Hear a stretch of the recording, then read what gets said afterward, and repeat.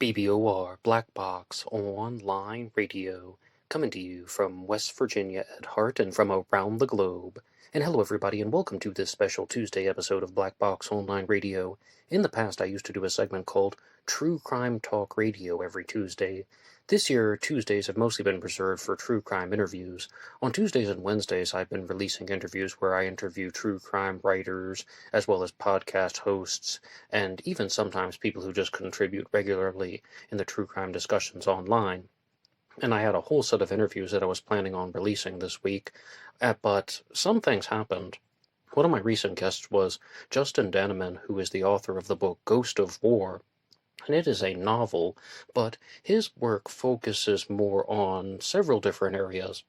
And I was talking to Justin about coming on the show, but a lot of his material relates to simulation theory, as well as perhaps some things like the different types of dimensions we have, the third dimension and the fourth dimension. And this is mostly a true crime channel. So Justin and I were talking about what type of material would we present to the Black Box Online Radio audience, and we settled on some of the things that he explores that are about CIA operations, declassified CIA operations.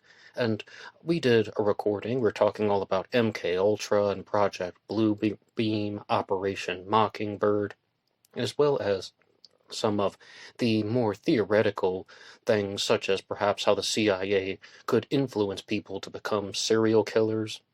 And during the interview, Justin even told me that, hey, I noticed that you don't seem to be holding back anything from the discussion.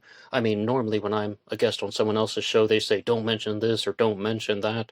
But I'm not even referring to them as the CIA. I'm just calling them intelligence agencies. And me, being in my own naivete, was saying, you know what, let's just talk openly and freely. I'm not worried about it, because in all seriousness, I think a lot of people out there are overly paranoid about surveillance and those types of issues. However, after the recording, which was done on Skype, I came back to my computer, which was the next day, and I was going to save the file, but I was kicked out of my Skype account, and I was thinking, that's odd, I never log out of my Skype account, and it was on that login screen. I entered my password, which I knew, and that was unacceptable. It said incorrect password, and I kept trying and double checking, and it's like, what, I'm entering my right password, why isn't it letting me in? I reset the password 3 times, and every time I reset it still says that it's an incorrect password. I went through the more advanced security measures to try and retrieve the Skype account, and that also did not work, and now the account has been permanently locked.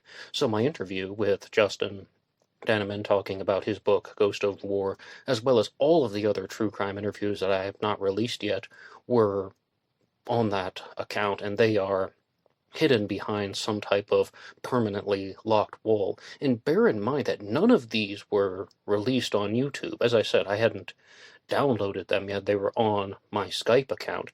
This could all be a coincidence. This could all be just some type of glitch. But the timing of all that is very, very odd.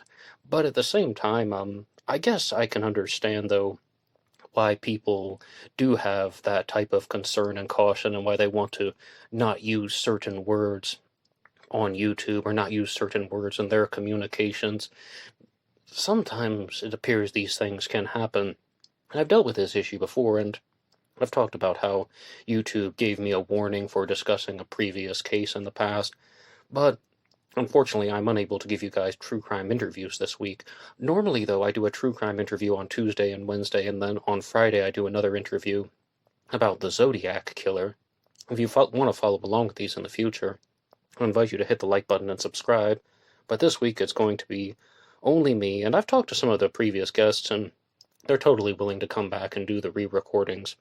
Very nice of them. But to get to the topic of today's episode, I'd like to begin with something that is new in the JonBenet Ramsey case, giving a shout out to longtime BBOR follower Batman66, who sent me an article from the Daily Mail that says, JonBenet Ramsey's father says, new handwriting analysis of rambling ransom note proves that his wife is innocent.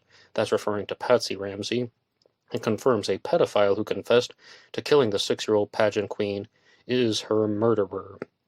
And this is, of course, something that has been discussed rather frequently. It's not the most breaking form of news, but there is an update about it that was published 3 days ago at the time of this recording. JonBenet Ramsey's father has confirmed that a new handwriting analysis proves his wife's innocence in the case and points to a convicted pedophile named Gary Oliva as the real perpetrator who killed his 6-year-old pageant queen daughter. Oliva is currently serving time for child pornography offenses and has confessed to crimes in the past, as previously revealed by thedailymail.com. Two handwriting experts, Moselle Martin and Dawn McCarty, conducted an independent analysis obtained by the U.S. Sun, finding significant similarities between Oliva's writing and the ransom note of the killer. Okay, assumption one. After the murder of JonBenet Ramsey, there was a note that was found. I mean, I expect that JonBenet was already dead at the time, most likely, according to any possible timeline. She was dead at the time that the note was left, and then the note was found in the Ramsey household. And this is the one that says all the things like you need $118,000, don't grow a brain, John. The journey will be exhausted, so be well rested. But there's an assumption there, and that is that the killer and the writer of the ransom note were the same person. Now, it seems like there's a little bit more to the story. I just wanted to point that out, and also that Patsy Ramsey is the prime suspect for writing the ransom note, and I've been one of the loudest voices online simply saying that I think an intruder killed JonBenet, and I also don't believe that Patsy wrote the ransom note, but I am willing to acknowledge that Patsy Ramsey is the prime suspect. The bombshell report revealed a score of 1.75 on a scale of 1 to 5, with 1 being a definitive identical match to the ransom note. Okay, that's talking about Gary Oliva's handwriting is matching the ransom note handwriting.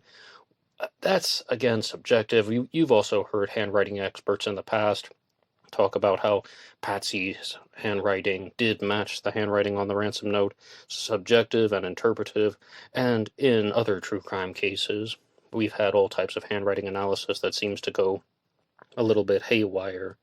JonBenet Ramsey's father has now confirmed that a handwriting analysis proves his wife's innocence and that Gary Oliva is the real perpetrator.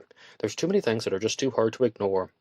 That doesn't mean that he was 100% the author of the ransom note, but it does call for a serious and more thorough investigation into Gary Oliva. Now, it's my understanding that they should have DNA in multiple places recovered from JonBenet's body after the murder in 1996. And if this guy did indeed kill her and write the ransom note, then there should be all types of evidence that they could use to connect the dots. And the fact that they haven't done so already really gives me some cause for doubt. And as I said, I mean, I'm not someone who's gung-ho trying to vilify the Ramseys.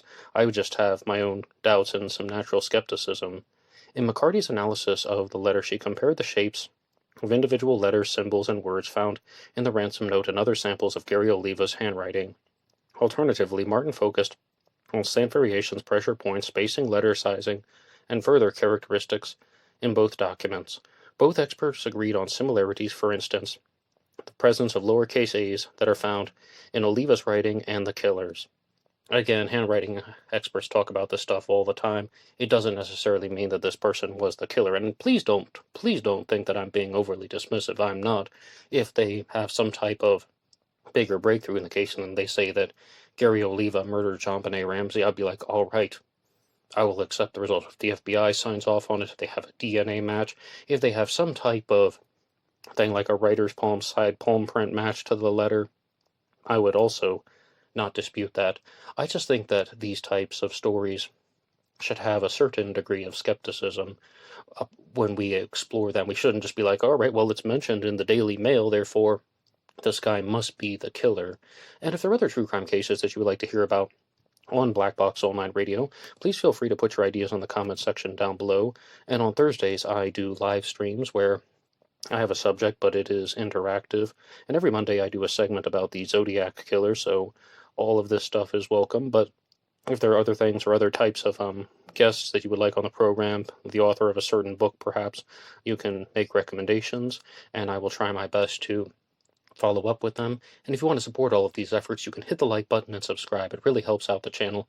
And you can also go over to BuyMeACoffee.com.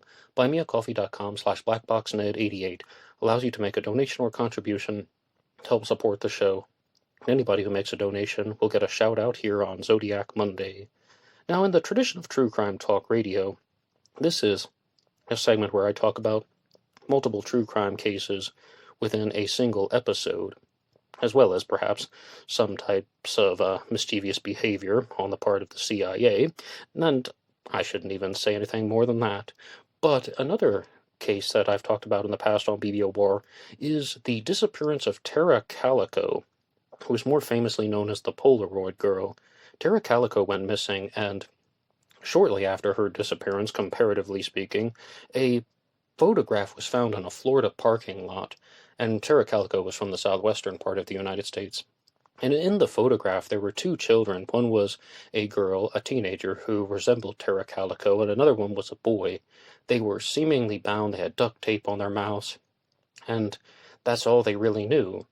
And some people think that Tara Calico was abducted and being held hostage, but there is an article that came out earlier this year in the summertime of 2023 that was discussing an update in her case, and Fiona Leishman has written a following update to that. This is from themirror.com, just citing the source, again, by Fiona Leishman.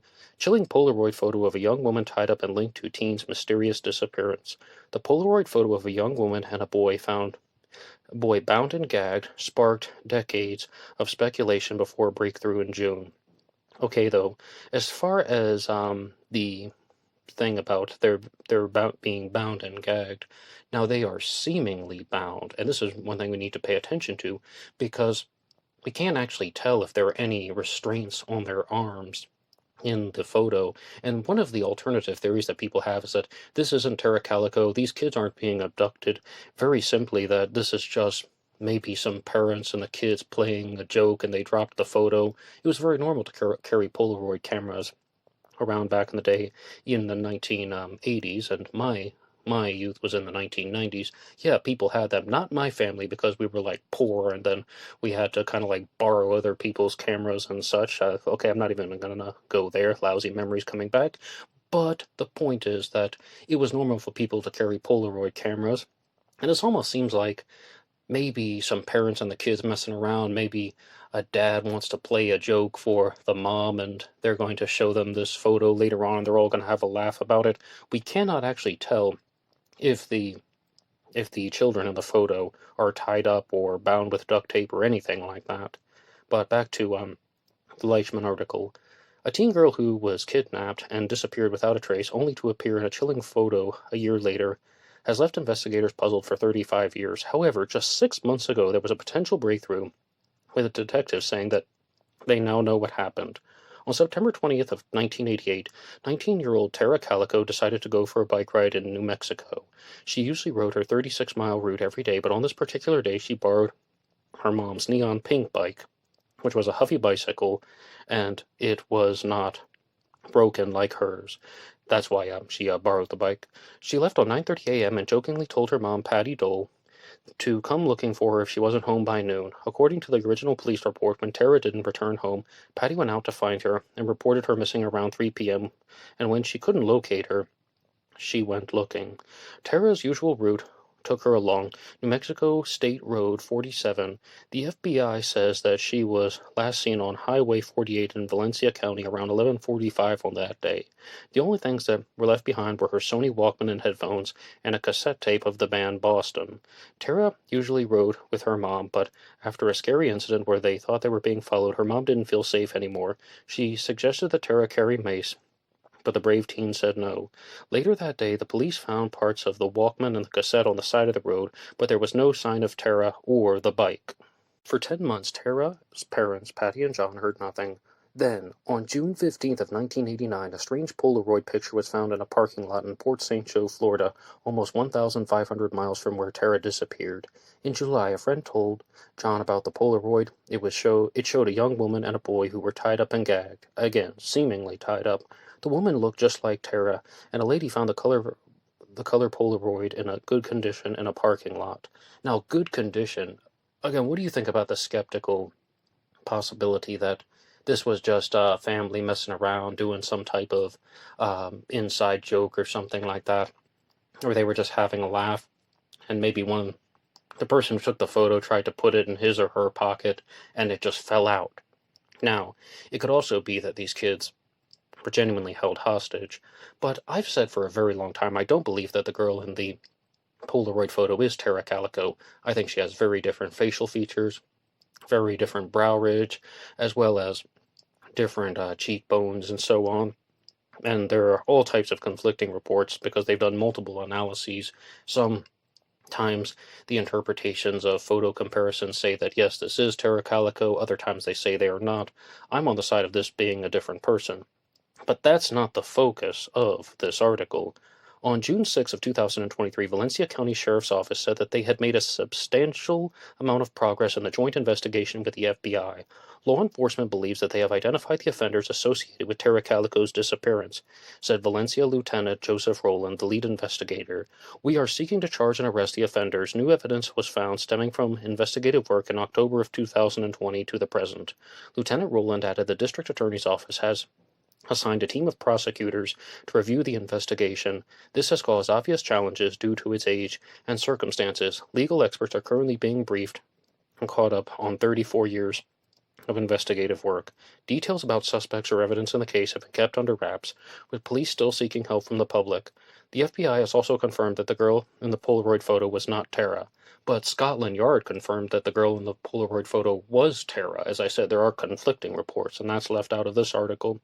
The district attorney's office is now handling the case, sifting through files through many years before they can approve the charges. They need to eliminate a long list of other suspects named over time.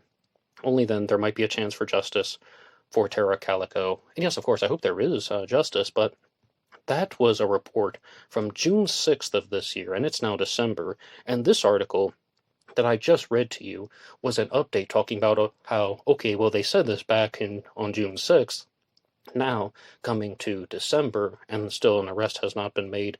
And, I mean, there is a famous story that the former sheriff, Rene Rivera, obtained information that was related to the case, and he said that some boys were messing around the day of Tara Calico's disappearance, and that she died shortly after she disappeared, and they buried her body in a quarry.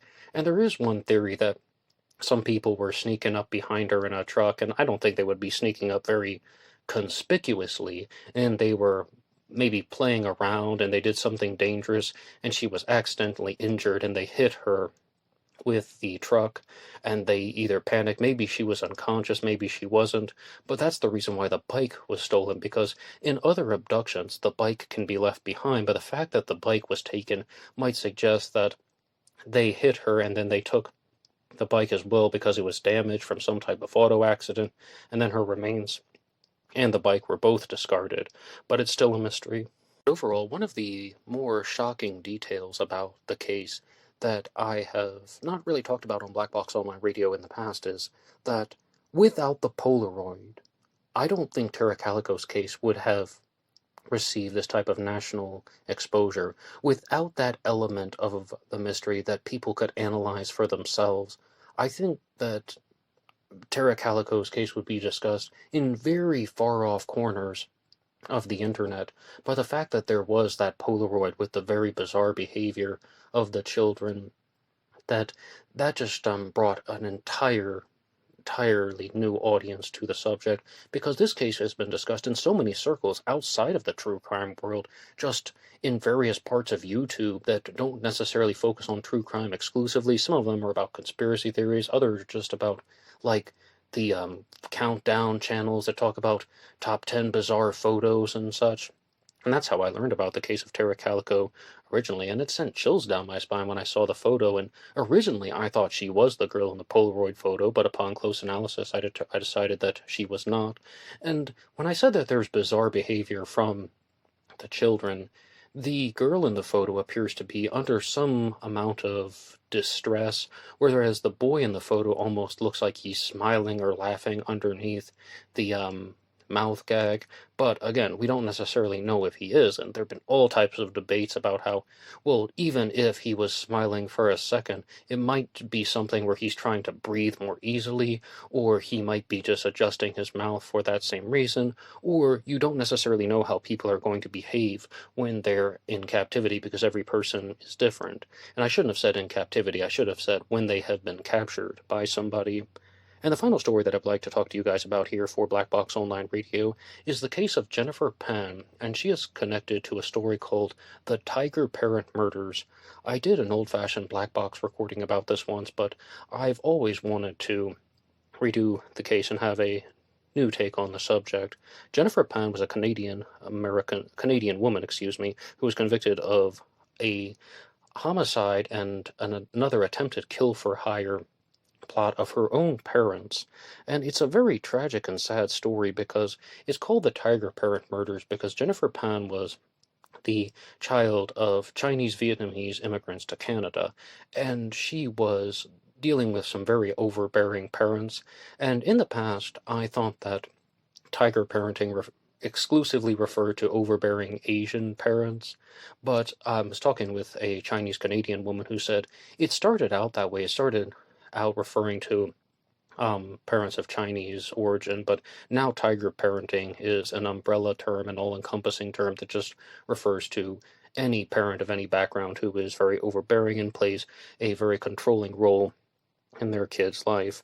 And some of the experiences that Jennifer Pan had growing up were that she was not allowed to go to school dances, she wasn't allowed to date boys, her parents monitored her schedules and behavior very closely, she had to be pulled right out of one extracurricular activity and then taken to another place, and overall, she began to fall off the rails, and she didn't even graduate high school. At one time, she had the ambition of being a professional figure skater, and she had a lot of ambitions in several different areas, but she didn't even graduate high school. And if you go on her own Wikipedia page, it says that she was a student at Mary Ward Catholic Secondary School, but it says right next to that, did not graduate.